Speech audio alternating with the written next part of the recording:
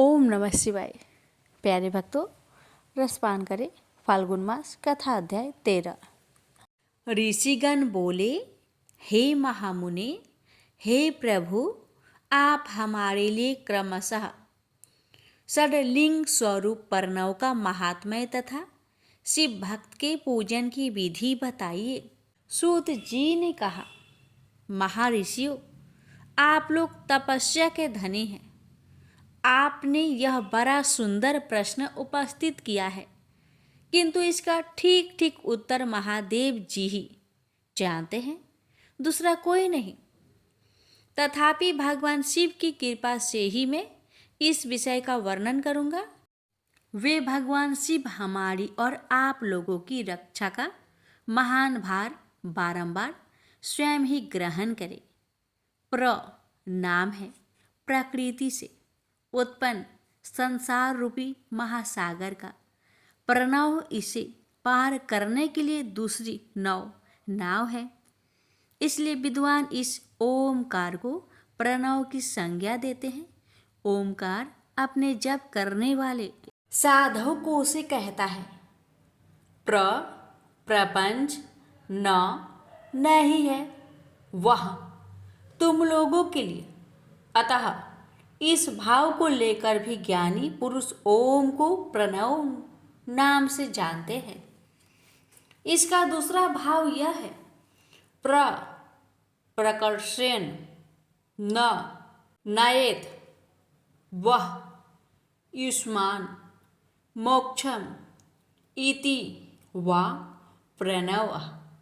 अर्थात या तुम सब उपासकों को बलपूर्वक मोक्ष तक पहुंचा देगा। इस अभिप्रयास से भी इसे ऋषि मुनि प्रणव कहते हैं। अपना जप करने वाले योगियों के तथा अपने मंत्र की पूजा करने वाले उपासक के समस्त कर्मों का नाश करके यह दिव्य नूतन ज्ञान देता है। इसलिए भी इसका नाम प्रणव है। उन माया रहित महेश्वर को ही नव अर्थात नूतन कहते हैं। वे परमात्मा प्राकृतिक रूप से नव अर्थात शुद्ध स्वरूप है, इसलिए प्रणव कहलाते हैं। प्रणव साधकों को नव अर्थात नवीन शिव स्वरूप कर देता है, इसलिए भी विद्वान पुरुष उसे प्रणव कहते हैं। अथवा प्राकृतिक रूप से नव दिव्य परमात्मा ज्ञान प्रकट करता है, इसलिए वह प्रणव कहा गया है। प्रणवों के दो भेद बताए गए हैं, स्थूल और सूक्ष्म। एक अक्षर रूप जो ओम है उसे सूक्ष्म प्रणव जानना चाहिए, और नमः शिवाय इस 5 अक्षर वाले मंत्र को स्थूल प्रणव समझना चाहिए। जिसमें 5 अक्षर व्यक्त नहीं है वह सूक्ष्म है, और जिसमें 5 अक्षर सुस्पष्ट रूप से व्यक्त है वह स्थूल है। जीवन मुक्त पुरुष के लिए सूक्ष्म प्रणव के जप का विधान है, वही उसके लिए समस्त साधनों का सार है। यद्यपि जीवन मुक्त के लिए किसी साधन की आवश्यकता नहीं है, क्योंकि वह सिद्ध रूप है। तथापि दूसरों की दृष्टि में जब तक उसका शरीर रहता है तब तक उसके द्वारा प्रणव जप की सहज साधना स्वतः होती रहती है। वह अपने देह का विलय होने तक सूक्ष्म प्रणव मंत्र का जप और उसके अर्थभूत परमात्मा तत्व का अनुसंधान करता है। जब शरीर नष्ट हो जाता है तब वह पूर्ण ब्रह्म स्वरूप शिव को प्राप्त कर लेता है। यह सुनिश्चित है, जो केवल मंत्र का जाप करता है उसे निश्चय ही योग की प्राप्ति होती है। जिसने 36 करोड़ मंत्र का जप कर लिया हो उसे अवश्य ही योग प्राप्त हो जाता है। सूक्ष्म प्रणव के भी ह्रस्व और दीर्घ के भेद से 2 रूप जानने चाहिए। अकार, उकार, मकार, बिंदुनाद शब्द काल और कला, इससे युक्त जो प्रणव है उसे दीर्घ प्रणव कहते हैं। वह योगियों के ही हृदय में स्थित होता है। मकार प्रत्यय जो ओम है वह अ, उ, म, इन 3 तत्वों से युक्त है। इसी को ह्रस्व प्रणव कहते हैं। अ शिव है, उ शक्ति है और मकार इन दोनों की एकता है। वह त्रितत्व स्वरूप है। ऐसा समझकर ह्रस्व प्रणव का जप करना चाहिए। जो अपने समस्त पापों का क्षय करना चाहता है उनके लिए इस ह्रस्व प्रणव का जप अत्यंत आवश्यक है। पृथ्वी, जल, तेज, वायु और आकाश, ये 5 भूत तथा शब्द, स्पर्श आदि इनके 5 विषय, ये सब मिलकर 10 वस्तुएं मनुष्य की कामना के विषय हैं। इनकी आशा मन में लेकर जो कर्म के अनुष्ठान में संलग्न होते हैं वे 10 प्रकार के पुरुष परवृत्त अनुष्ठानों में संलग्न होते हैं। वे 10 प्रकार के पुरुष परवृत्त अथवा परवृत्ति मार्गी कहलाते हैं तथा जो निष्काम भाव से शास्त्र विहित कर्मों का अनुष्ठान करते हैं वे निवृत्त अथवा निवृत्ति मार्गी कहे गए हैं। परवृत्त पुरुष को ह्रस्व प्रणव का ही जप करना चाहिए और निवृत्त पुरुष को दीर्घ प्रणव का। व्याहतियों तथा अन्य मंत्रों के आदि में इच्छा अनुसार शब्द और कला से युक्त प्रणव का उच्चारण करना चाहिए। वेद के आदि में और दोनों संध्याओं की उपासना के समय भी ओमकार का उच्चारण करना चाहिए। प्रणव का 9 करोड़ जप करने से मनुष्य शुद्ध हो जाता है। पुनः 9 करोड़ों का जप करने से वह पृथ्वी तत्व पर विजय पा लेता है।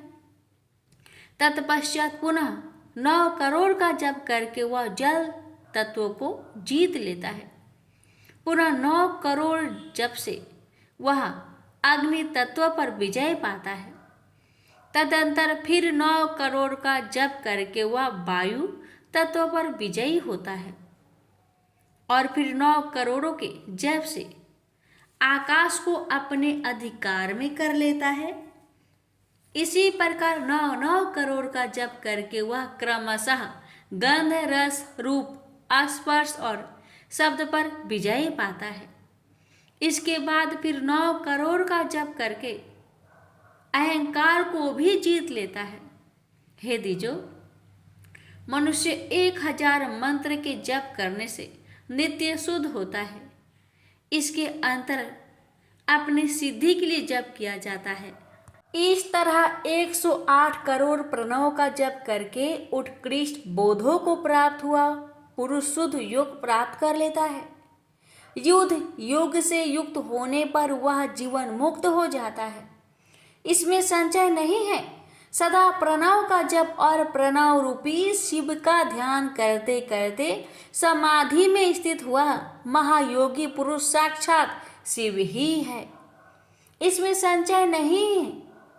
पहले अपने शरीर में प्रणव के ऋषि, छंद और देवता आदि का न्यास करके फिर जप आरंभ करना चाहिए। आकार आदि मात्र का वर्णों से युक्त प्रणव का अपने अंगों में न्यास करके मनुष्य ऋषि हो जाता है। मंत्र के 10 विध संस्कार, मातृक न्यास तथा षोडशोधन आदि के साथ संपूर्ण न्यास का फल उसे प्राप्त हो जाता है। प्रवृत्ति तथा प्रवृत्ति निवृत्ति से मिश्रित भाव वाले पुरुष के लिए स्थूल प्रणव का जप ही अभीष्ट का साधक होता है। क्रिया, तप और जप के योग से शिव योगी 3 प्रकार के होते हैं। वे क्रमशः क्रिया योगी, तप योगी और जप योगी कहलाते हैं। जो धन आदि वैभव से पूजा सामग्री का संचय करके हाथ आदि अंगों से नमस्कार आदि क्रिया करते हुए इष्ट देव की पूजा में लगा रहता है वह क्रिया योगी कहलाता है। पूजा में संलग्न रहकर जो परिमित भोजन करता हुआ ब्रह्म इंद्रियों को जीतकर बस में किए रहता है और मन को भी बस में करके परद्रोह आदि से दूर रहता है, वह तपयोगी कहलाता है। इन सभी सद्गुणों से युक्त होकर जो सदा शुद्ध भाव से रहता है तथा समस्त काम आदि दोषों से रहित हो, शांत चित्त से निरंतर जप किया करता है, उसे महात्मा पुरुष जप योगी मानते हैं। जो मनुष्य 16 प्रकार के उपचारों से शिव योगी महात्माओं की पूजा करता है, वह शुद्ध होकर सालोक्य आदि की क्रमशः उत्तरोत्तर उत्कृष्ट मुक्ति को प्राप्त कर लेता है। हे द्विज, अब मैं जप योग का वर्णन करता हूं, आप सब लोग ध्यान देकर सुने। तपस्या करने वाले के लिए जप का उपदेश किया गया है, क्योंकि वह जप करते करते अपने आप को सर्वथा शुद्ध निष्पाप कर लेता है। हे ब्राह्मणों, पहले नमः पद हो, उसके बाद चतुर्थी विभक्ति में शिव शब्द हो तो पंच तत्वात्मक नमः शिवाय मंत्र होता है। इसे शिव पंचाक्षर कहते हैं। यह स्थूल प्रणव रूप है। इस पंचाक्षर के जप से ही मनुष्य संपूर्ण सिद्धियों को प्राप्त कर लेता है। पंचाक्षर मंत्र के आदि में ओमकार लगाकर ही सदा उसका जप करना चाहिए। हे दीजो, गुरु के मुख से पंचाक्षर मंत्र का उपदेश पाकर जहाँ सुखपूर्वक निवास किया जा सके, ऐसी उत्तम भूमि पर महीने के पूर्व पक्ष शुक्ल में प्रतिपदा से आरंभ करके कृष्ण पक्ष की चतुर्दशी तक निरंतर जप करता रहे। माघ और भादो के महीने अपना विशिष्ट महत्व रखते हैं। यह समय सब समय से उत्तमोत्तम माना गया है। साधकों को चाहिए कि वह प्रतिदिन एक बार परिमित भोजन करे, मौन रहे, इंद्रियों को बस में रखे, अपने स्वामी एवं माता पिता की नित्य सेवा करे। इस नियम से रहकर जप करने वाला पुरुष 1000 जप से ही शुद्ध हो जाता है, अन्यथा वह ऋणी होता है। भगवान शिव का निरंतर चिंतन करते हुए पंचाक्षर मंत्र का 5 लाख जप करे। जप काल में इस प्रकार ध्यान करे। कल्याणदाता भगवान शिव कमल के आसन पर विराजमान है। उनका मस्तक श्री गंगा जी तथा चंद्रमा की कला से सुशोभित है। उनकी बाई जांघ पर आदि शक्ति भगवती उमा बैठी है। वहाँ खड़े हुए बड़े बड़े गण भगवान शिव की शोभा बढ़ा रहे हैं। महादेव जी अपने 4 हाथों में मृग मुद्रा, टंक तथा वर एवं अभय की मुद्राएं धारण किए हुए हैं। इस प्रकार सदा सब पर अनुग्रह करने वाले भगवान सदा शिव का बार बार स्मरण करते हुए हृदय अथवा सूर्य मंडल में पहले उनकी मानसिक पूजा करके फिर पूर्वाभिमुख हो पूर्वोक्त पंचाक्षरी विद्या का जप करे। उन दिनों साधक सदा शुद्ध कर्म ही करे, जबकि समाप्ति के दिन कृष्ण पक्ष की चतुर्दशी को प्रातःकाल नित्य कर्म स्नान करके शुद्ध एवं सुंदर स्थान में स्वच्छ संतोष आदि नियमों से युक्त होकर शुद्ध हृदय से पंचाक्षर मंत्र का 12,000 जप करे। तत्पश्चात सब पत्नीक 5 ब्राह्मणों का जो श्रेष्ठ एवं शिव भक्त हो वरण करे। इनके अतिरिक्त एक श्रेष्ठ आचार्य का भी वरण करे और उसे सांब सदा शिव का स्वरूप समझे। ईशान तत्पुरुष, अघोर वामदेव तथा सधोजात इन 5 के प्रतीक स्वरूप श्रेष्ठ और शिव भक्त ब्राह्मणों का वरण करके पश्चात पूजन सामग्री को एकत्र करके भगवान शिव का पूजन आरंभ करें। विधि पूर्वक शिव की पूजा संपन्न करके होम आरंभ करें। अपने गृह सूत्र के अनुसार मुखांत कर्म करने के अर्थात परिसमूहन, उपलेपन, उल्लेखन, मृग उद्धरण और अभ्युच्छन इन 5 भू संस्कारों के पश्चात वेदी पर स्वाभिमुख अग्नि को स्थापित करके कुशकंडिका करने के अंतराल प्रज्वलित अग्नि में आज्य भागांत आहुति देकर पश्चात होम का कार्य आरंभ करें। कपिला गाय के घी से 101 अथवा 1001 आहुतियां स्वयं ही दे अथवा विद्वान पुरुष से भक्त ब्राह्मणों से 108 आहुतियां दिलाए। होम कर्म समाप्त होने पर गुरु को दक्षिणा के रूप में एक गाय और बैल देने चाहिए। ईशान आदि के प्रतीक रूप जिन 5 ब्राह्मणों का वर्णन किया गया हो उनको ईशान आदि ही स्वरूप समझते तथा आचार्य को सांब सदाशिव स्वरूप माने। इसी भावना के साथ उन सबके चरण धोए और उनके चरणोदक से अपने मस्तक को सींचे। ऐसा करने से वह साधक 36 करोड़ तीर्थों में स्नान करने का फल तत्काल प्राप्त कर लेता है। उन ब्राह्मणों को भक्तिपूर्वक दशंग अन्न देना चाहिए। गुरु पत्नी को पराशक्ति मानकर उनका भी पूजन करें। ईशान आदि कर्म से उन सभी ब्राह्मणों का उत्तम अन्न से पूजन करके अपने वैभव विस्तार के अनुसार रुद्राक्ष, वस्त्र, बरा और पुआ आदि अर्पित करें। तदंतर दिक्पाल आदि को बलि देकर ब्राह्मणों को भरपूर भोजन कराए। इसके बाद देवेश्वर शिव से प्रार्थना करे, अपना जप समाप्त करे। इस प्रकार पुरुषचरण करके मनुष्य उस मंत्रों को सिद्ध कर लेता है। फिर 5 लाख जप करने से उसके समस्त पापों का नाश हो जाता है। तदंतर पुनः 5 लाख जप करने पर मनुष्य अतल से लेकर सत्यलोक तक के लोगों का ऐश्वर्य प्राप्त कर लेता है।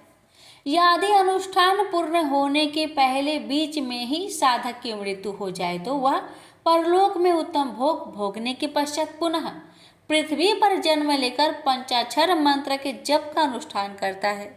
समस्त लोगों का ऐश्वर्य पाने के पश्चात मंत्रों को सिद्ध करने वाला वह पुरुष यदि पुनः 5 लाख जप करे तो उसे ब्रह्मा जी का सामीप्य प्राप्त होता है। पुनः 5 लाख जप करने से उसे सारूप्य नामक ऐश्वर्य प्राप्त होता है। 100 लाख जप करने से वह साक्षात ब्रह्मा के समान हो जाता है। इस तरह कार्य ब्रह्मा हिरण्यगर्भ का सायुज्यत प्राप्त करके वह उस ब्राह्मण का प्रलय होने तक उस लोकों में यथेष्ट भोग भोगता है। फिर दूसरे कल्प का आरंभ होने पर वह ब्रह्मा जी का पुत्र होता है।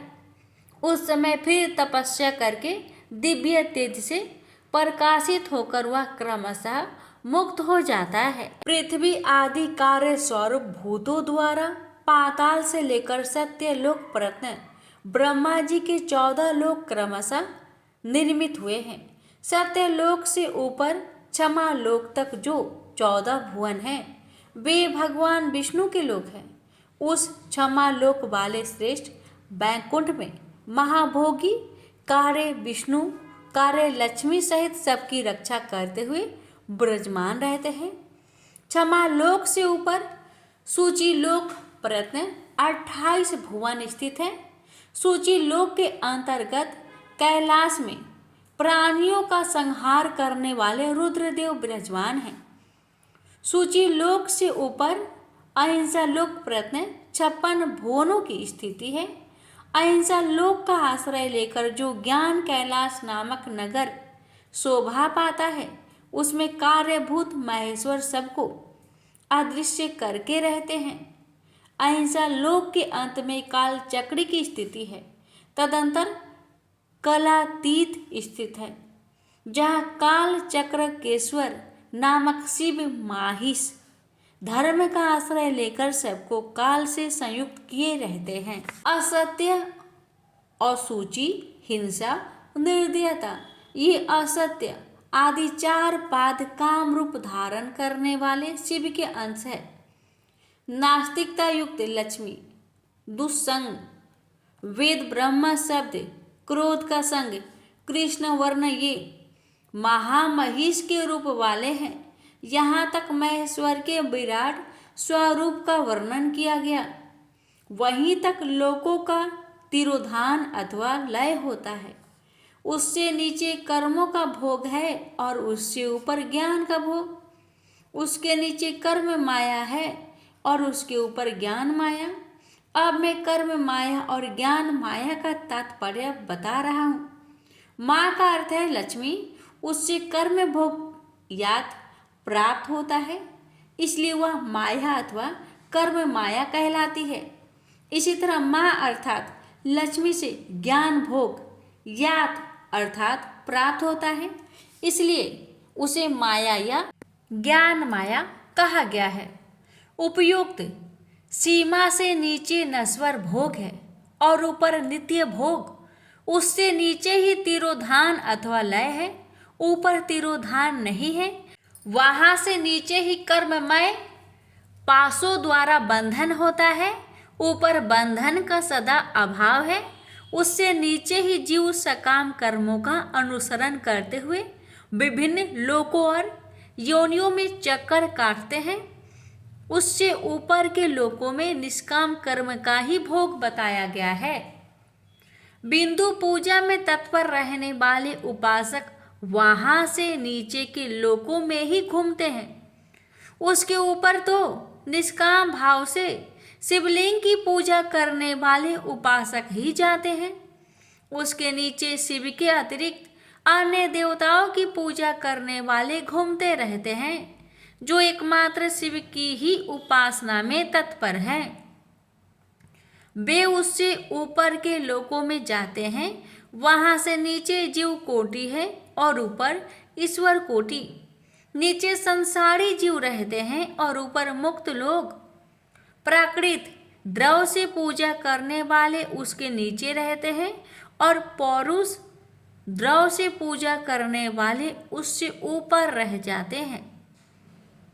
उसके नीचे शक्ति लिंग है और उसके ऊपर शिवलिंग। उसके नीचे सगुण लिंग है और उसके ऊपर निर्गुण लिंग। उसके नीचे कलिपत लिंग है और उसके ऊपर कलिपत नहीं।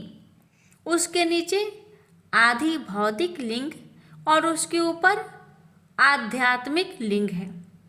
उसके नीचे 112 शक्ति लोक है। उसके नीचे बिंदु रूप और उसके ऊपर नाद रूप है। उसके नीचे कर्म लोक है और उसके ऊपर ज्ञान लोक। इसी प्रकार उसके ऊपर मद और अहंकार का नाश करने वाली नम्रता है। वह जन्म जनित तिरोधान नहीं है।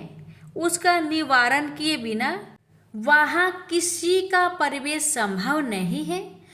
इस प्रकार तिरोधान का निवारण करने से वहाँ ज्ञान शब्द का अर्थ ही प्रकाशित होता है।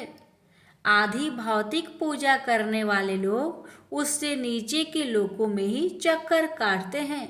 जो आध्यात्मिक उपासना करने वाले हैं वे ही उससे ऊपर को जाते हैं। इस प्रकार वहां तक महालोक रूपी आत्मलिंग में विभागों को जानना चाहिए और प्रकृति आदि प्रकृति महत अहंकार पंच तन्मात्राओं 8 बंधनों को भी जाने। इस प्रकार सब लौकिक तथा वैदिक स्वरूप को जानना चाहिए। जो सत्य अहिंसा आदि धर्मों से युक्त होकर भगवान शिव के पूजन में तत्पर रहते हैं वे अधर्म रूप भय से पर आरूढ़ काल चक्र को पार कर जाते हैं। काल चक्र केश्वर की सीमा तक जो विराट महेश्वर लोक बताया गया है उससे ऊपर वृषभ के आकार में धर्म की स्थिति है। वह ब्रह्मचार्य का मूर्तिमान रूप है। उसके सत्य शौच अहिंसा और दया ये 4 पाद है। वह शिवलोक के आगे स्थित है। समा उसके सिंह है, समकान है। वे वेद ध्वनि रूपी शब्दों से विभूषित है। आस्तिकता उसके दोनों नेत्र है। निश्वासी उसकी श्रेष्ठ बुद्धि एवं मन है। क्रिया आदि धर्म रूपी जो वृषभ है वे कारण आदि में सर्वदा स्थित है, ऐसा जानना चाहिए। उस क्रिया रूप वृष भाकार धर्म पर कालातीत शिव आरूढ़ होते हैं। ब्रह्मा विष्णु और महेश्वर की जो अपनी अपनी आयु है उसी को दिन कहते हैं, जहाँ धर्म रूपी वृषभ की स्थिति है। उससे ऊपर ना तो दिन है न रात्रि, और वहाँ जन्म मरण आदि भी नहीं है। फिर कारण स्वरूप ब्रह्मा के भी कारण सत्यलोक प्रयत्न 14 लोक स्थित है, जो 5 भौतिक ग्रंथ आदि से परे हैं। उनकी सनातन स्थिति है, सूक्ष्म गंध ही उनका स्वरूप है। इसके ऊपर कारण रूप विष्णु के 14 लोक स्थित है। उनसे भी ऊपर फिर कारण रूपी रुद्र के 28 लोक की स्थिति मानी गई है। फिर उनसे भी ऊपर कारणेश शिव के 56 लोक विद्यमान हैं। तदंतर शिव सम्मत ब्रह्मचार्य लोक है, और वही 5 आवरणों से युक्त ज्ञानमयी कैलाश है। वहाँ पर 5 मंडलों, 5 ब्रह्म कलाओं और आदि शक्ति से संयुक्त आदि लिंग प्रतिष्ठित है। उसे परमात्मा शिव का शिवालय कहा गया है। वहीं पराशक्ति से युक्त परमेश्वर शिव निवास करते हैं। वे सृष्टि पालन संहार तिरुभाव और अनुग्रह इन 5 कृत्यों में प्रवीण है। उनका श्री विग्रह सच्चिदानंद स्वरूप है। वे सदा ध्यान रूपी धर्म में ही स्थित रहते हैं और सदा सब पर अनुग्रह किया करते हैं। वे स्वात्मा राम हैं और समाधि रूपी आसन पर आसीन हो सुशोभित होते हैं। कर्म एवं ध्यान आदि का अनुष्ठान करने से क्रमशः साधन पथ में आगे बढ़ने पर उनका दर्शन साध्य होता है। नित्य नैमित्तिक आदि कर्मों द्वारा देवताओं का याजन करने से भगवान शिव के समाराधन कर्म में मन लगता है। क्रिया आदि जो शिव संबंधी कर्म है उनके द्वारा शिव ज्ञान सिद्ध करे। जिन्होंने शिव तत्व का साक्षात्कार कर लिया है अथवा जिन पर शिव की कृपा दृष्टि पड़ चुकी है वे सब मुक्त ही है, इसमें संचय नहीं है। आत्मा स्वरूप से जो स्थिति है वह मुक्ति है। एकमात्र अपने आत्मा में रमन या आनंद का अनुभव करना ही मुक्ति का स्वरूप है। जो पुरुष क्रिया तप जप ज्ञान और ध्यान रूपी धर्मों में भली भांति स्थित है वह शिव का साक्षात्कार करके स्वात्मा राम तत्व स्वरूप मोक्षों को भी प्राप्त कर लेता है। जैसे सूर्य अपनी किरणों से अशुद्धि को दूर कर देते हैं, उसी प्रकार कृपा करने पे कुशल भगवान शिव अपने भक्तों के अज्ञान को मिटा देते हैं। अज्ञान की निवृत्ति हो जाने पर शिव ज्ञान स्वतः प्रकट हो जाता है। शिव ज्ञान से अपना विशुद्ध स्वरूप आत्मा राम तत्व प्राप्त होता है, और आत्मा राम तत्व की सम्यक सिद्धि हो जाने पर मनुष्य कृतकृत्य हो जाता है। शिव मंत्र का 100 लाख जप करने से ब्रह्म पद की प्राप्ति होती है, और फिर 100 लाख जप करने से विष्णु पद प्राप्त होते हैं। पुनः 100 लाख शिव मंत्र का जप करने से रुद्र का पद प्राप्त होता है। उसके बाद फिर 100 लाख जप करने पर ऐश्वर्यमय पद की प्राप्ति हो जाती है। फिर इसी प्रकार सम्यक रूप से जप करने पर शिवलोक के आदिभूत अर्थात शिवलोक के आधारभूत निर्माता काल चक्र को प्राप्त किया जा सकता है।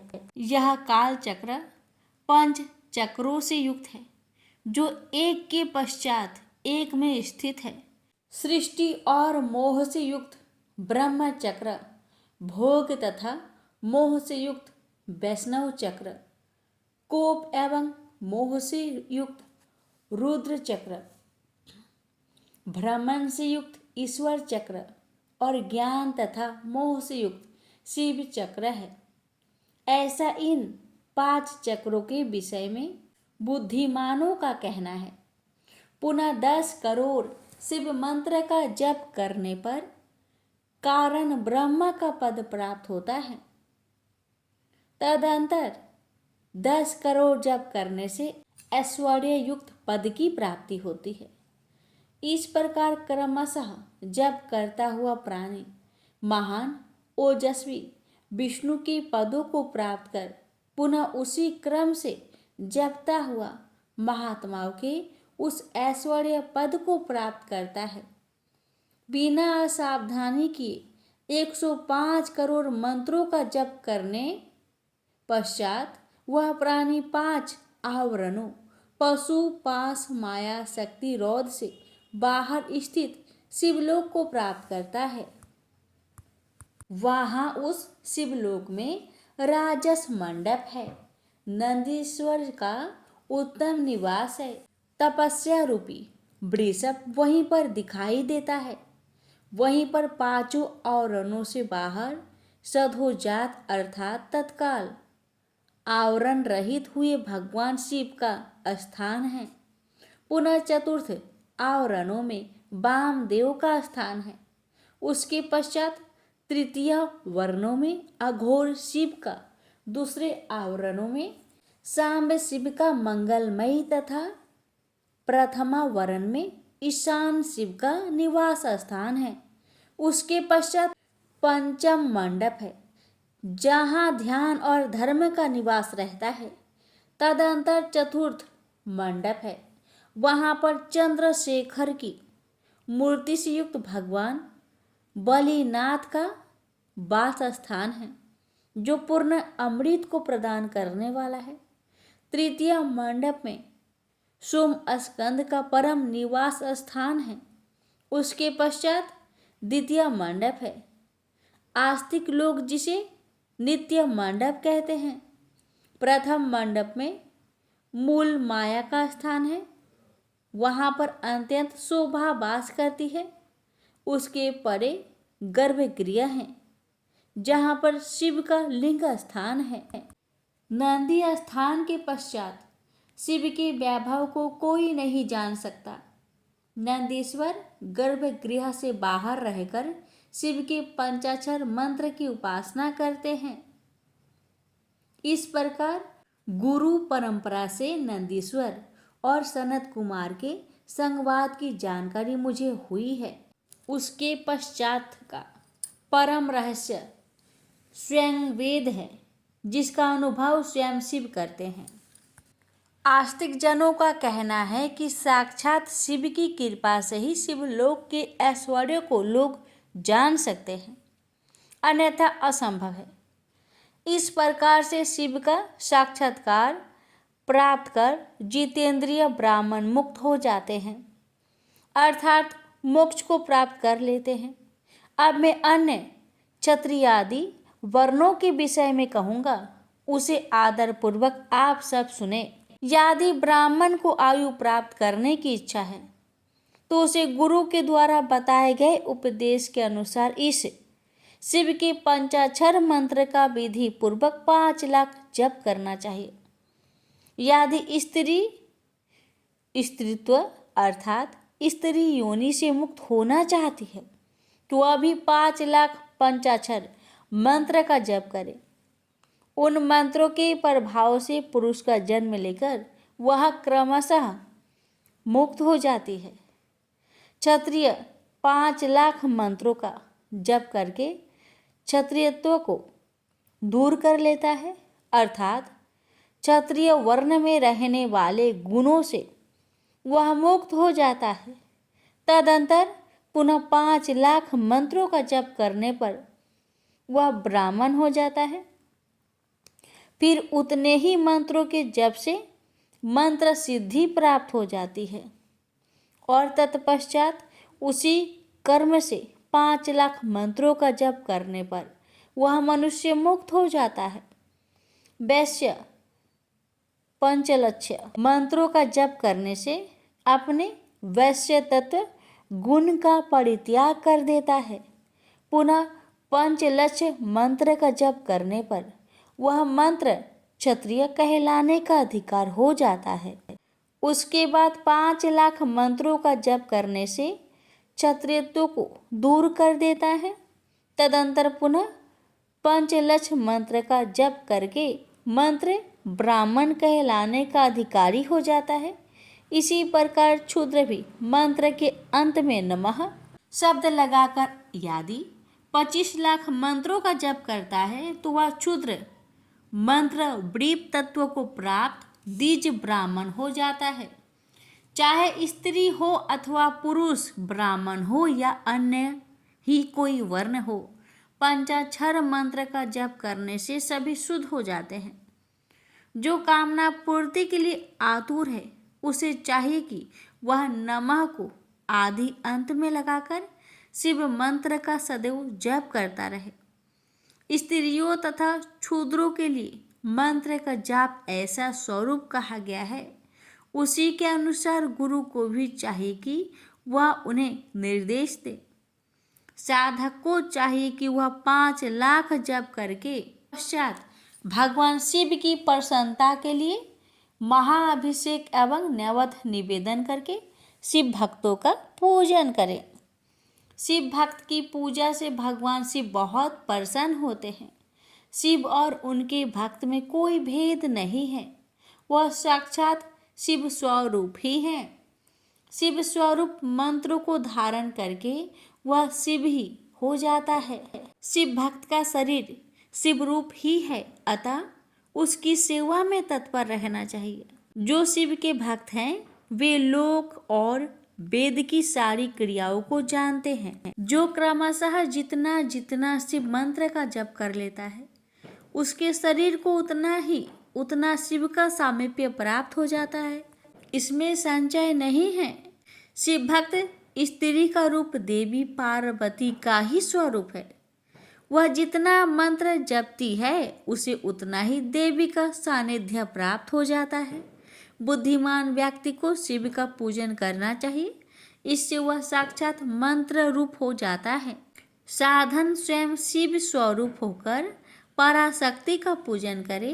शक्ति वैर मूर्ति तथा लिंग का चित्र बनाकर अथवा मिट्टी आदि से इनकी आकृति निर्माण करके प्राण प्रतिष्ठा पूर्वक निष्कपट भाव से इनका पूजन, शिवलिंग को शिव मानकर अपने को शक्ति स्वरूप समझकर शक्ति लिंग को देवी और अपने को शिव रूप समझकर शिवलिंग को नाद रूप तथा शक्ति को बिंदु रूप मानकर परस्पर सटे हुए शक्तिलिंग और शिवलिंग के प्रति उपप्रधान और प्रधान की भावना रखते हुए जो शिव और शक्ति का पूजन करता है वह मूल रूपी भावना करने के कारण शिव रूप ही है। शिव भक्त शिव मंत्र रूप होने के कारण शिव के ही स्वरूप है। जो 16 उपचारों से उनकी पूजा करता है उसे अभिष्ट वस्तु की प्राप्ति होती है। जो शिव लिंगो उपासक शिव भक्ति की सेवा आदि करके उसे आनंद प्रदान करता है, उस विद्वान पर भगवान शिव बड़े प्रसन्न होते हैं। 5, 10 या 100 सप्तनिक शिव भक्तों को बुलाकर भोजन आदि के द्वारा पत्नी सहित उनका सदैव समादर करे। धन में, देह में और मंत्र में शिव भावना रखते हुए उन्हें शिव और शक्ति का स्वरूप जानकर निष्कपट भाव से उनकी पूजा करे। ऐसा करने वाला पुरुष शिव शक्ति स्वरूप होकर इस भूतल पर फिर जन्म नहीं लेता है। शिव भक्त की नाभि के नीचे का भाग ब्रह्म भाग तथा नाभि से ऊपर कंठ प्रयत्न का भाग विष्णु भाग और मुख शिवलिंग स्वरूप कहा गया है। मृत्यु के पश्चात जिनका दाह आदि संस्कार हुआ हो अथवा जो दाह आदि संस्कार से रहित हो उन पितरों के उद्देश्य से शिव को ही आदि पितर मानकर उनकी पूजा करनी चाहिए। पुनः आदि माता शिव की शक्ति की पूजा कर शिव भक्तों का पूजन करना चाहिए। ऐसा करने वाला पुरुष मरने के पश्चात क्रमशः पितृलोक को प्राप्त करता है। तदंतर उसे मुक्ति प्राप्त हो जाती है। 10 क्रियावान पुरुष से युक्त योगियों की अपेक्षा एक तपोयुक्त प्राणी श्रेष्ठ है। जो तपोयुक्त तपस्वियों की अपेक्षा एक जपयुक्त जापक विशिष्ट है।